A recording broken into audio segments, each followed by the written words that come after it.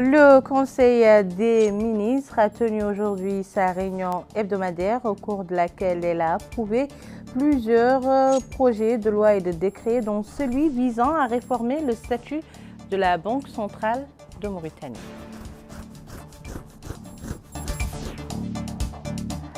Le délégué général à la solidarité nationale et à la lutte contre l'exclusion, Ta'azour, souligne lors d'une rencontre avec les entrepreneurs la nécessité de respecter les délais prescrits pour la mise en œuvre des projets, mais également les délais impartis dans les cahiers des charges. La ville de Nouadhibou abrite un atelier régional sur la stratégie de croissance accélérée et de prospérité partagée, SCAP. Merci de vous joindre à nous. Avant de passer au développement de ces titres, d'abord cette nomination.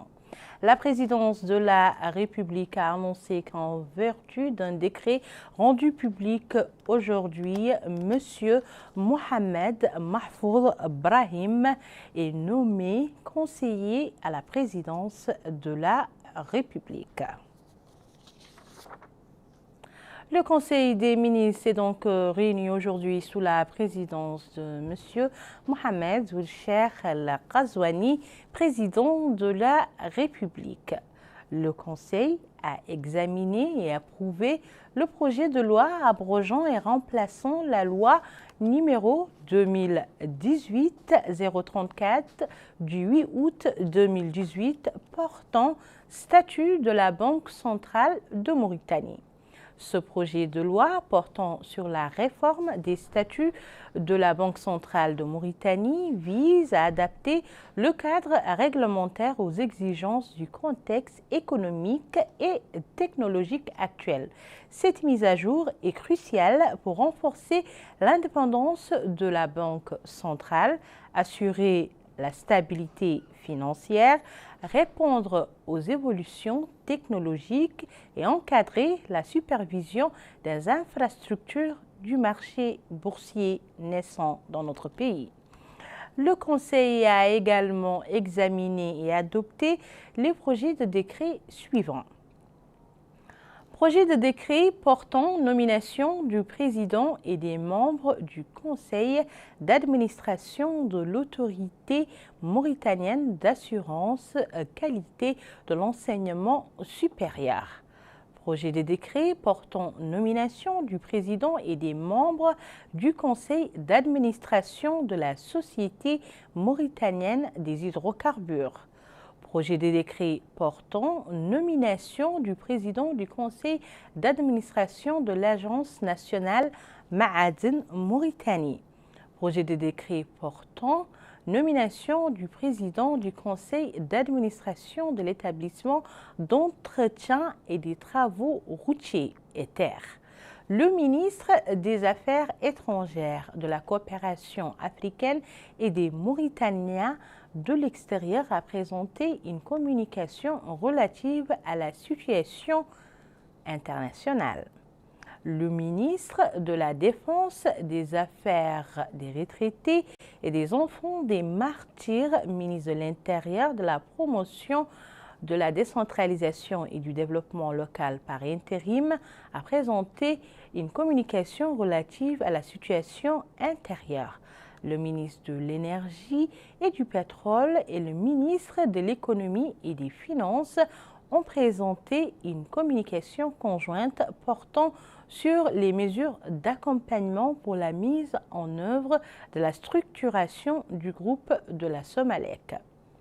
Cette communication présente les situations globales de la Somalec au 31 décembre 2023 et au 30 juin 2024 et propose des actions à entreprendre pour assurer la continuité des services et améliorer les performances techniques et financières ainsi que les mécanismes adéquats permettant aux nouvelles sociétés d'assurer leur mission et préserver leur équilibre. Enfin, le Conseil a pris les mesures individuelles suivantes. Ministère des Affaires étrangères, de la coopération africaine et des Mauritaniens de l'extérieur, secrétaire général, Bal Mohamed Al-Habib, précédemment ambassadeur de Mauritanie à Genève. Ministère de l'Éducation, de la réforme du système éducatif et d'enseignement public, Institut pédagogique national, directeur général, Cheikh Ould Sidi Abdallah, précédemment chargé de mission au ministère de la Culture. Ministère de la fonction publique et du travail, établissement public, Caisse nationale de sécurité sociale, CNSS, directeur général, Mohamed Lemine Abouy, Cheikh El Hadrami, précédemment conseiller à la présidence de la République. Nous vous laissons avec quelques images du Conseil des ministres.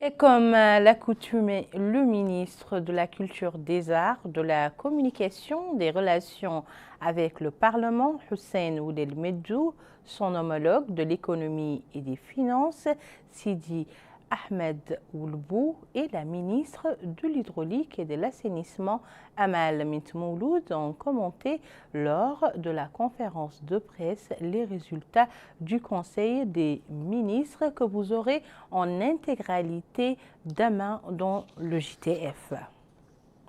Au nom du président de la République, le ministre des Affaires étrangères, de la coopération et des Mauritaniens établis à l'étranger, Mohamed Salem Ould Merzouk, a décoré de la médaille d'officier de l'Ordre du Mérite le représentant du Haut Commissariat des Nations Unies aux droits de l'homme dans notre pays, Laurent Milan, et ce, à l'occasion de la fin de sa mission dans notre pays. Auparavant, le ministre s'était entretenu avec le diplomate onusien. Au menu des discussions, les relations de coopération entre l'institution et notre pays.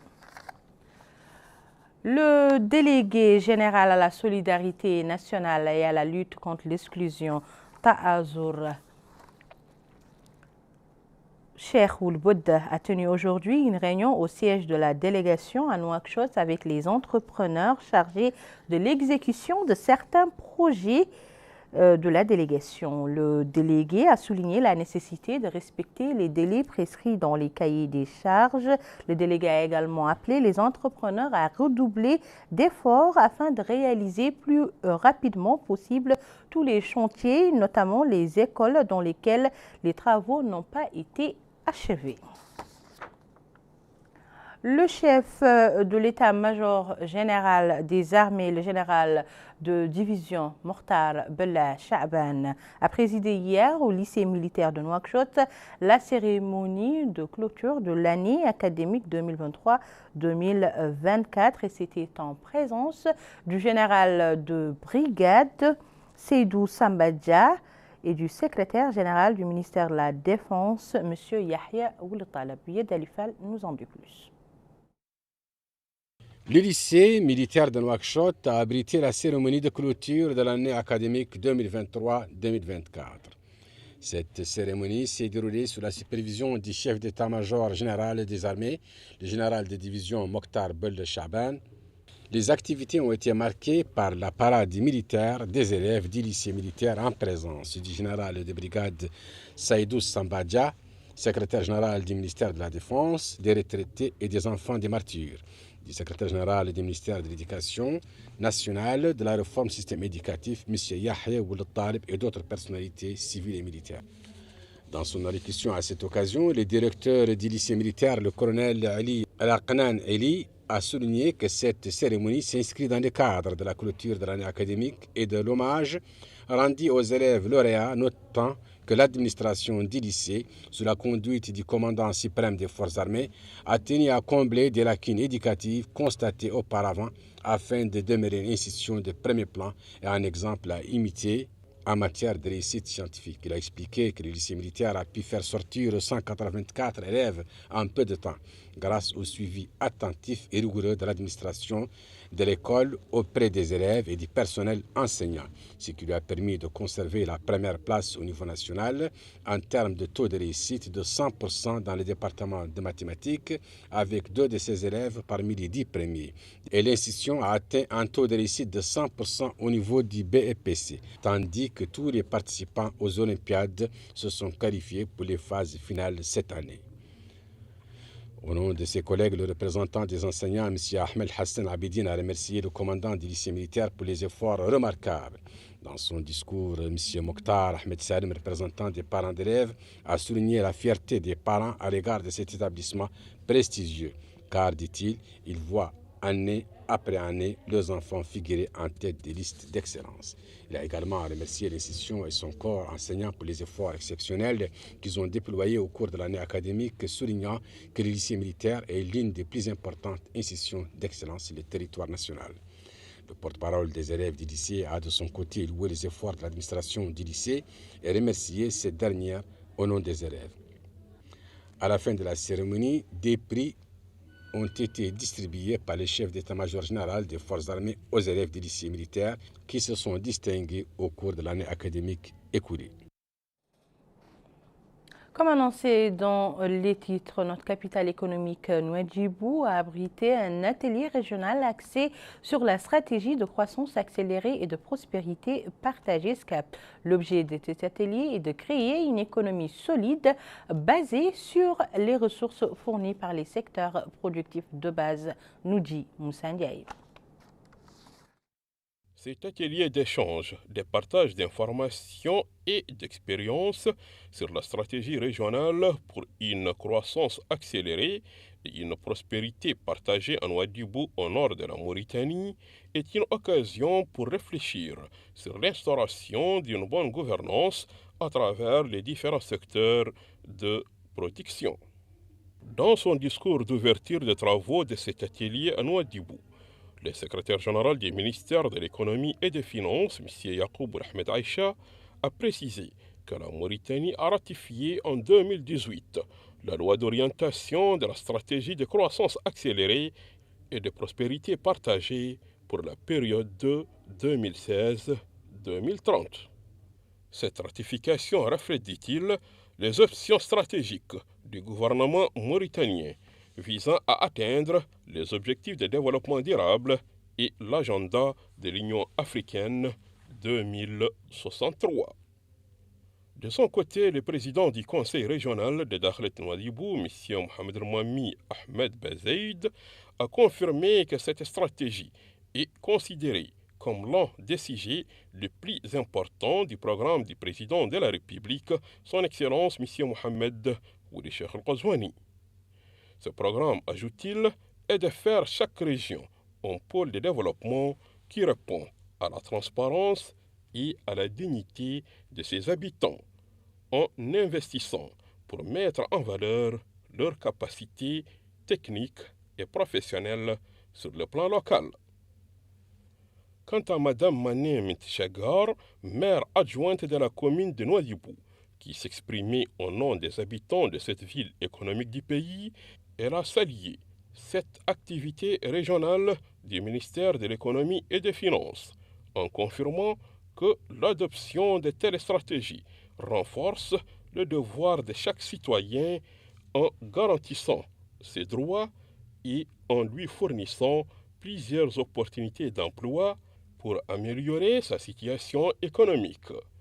Vu la position géographique de la région de Dakhlet-Nouadhibou, ses ressources naturelles, ses infrastructures de base et sa contribution au développement de l'économie nationale, cet atelier du ministère de l'économie et des finances promet des résultats satisfaisants pour renforcer le pôle de développement de chaque wilaya à l'intérieur du pays. Le ciel a été clément au cours de ces dernières 24 heures dans plusieurs localités du pays. C'est ainsi que le réseau administratif de commandement du ministère de l'Intérieur et de la décentralisation a fait état de la tombée de plusieurs quantités dans la nuit du 20 au 21. Découvrons les hauteurs enregistrées dans ce bulletin météo.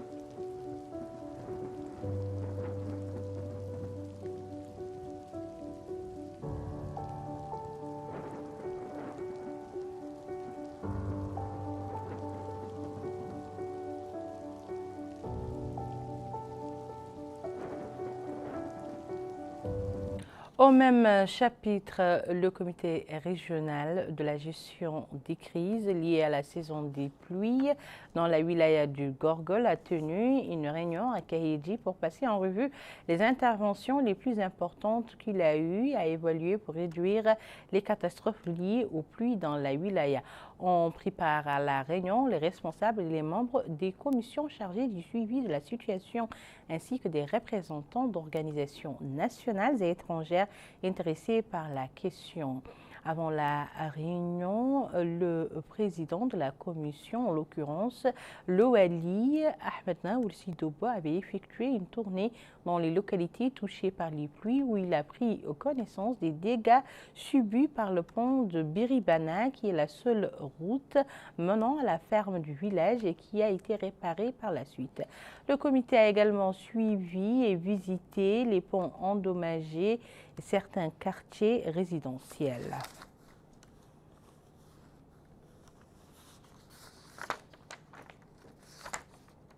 Le Wali de Dakhlet Nouadhibou Mahioula Hamed, accompagné du secrétaire général de l'autorité de la zone franche de Nouadhibou, Sidi Mouloud Ibrahim Hamdat, a supervisé cet après-midi l'inauguration de l'hôtel Île Millénaire dans la zone de Dubaï.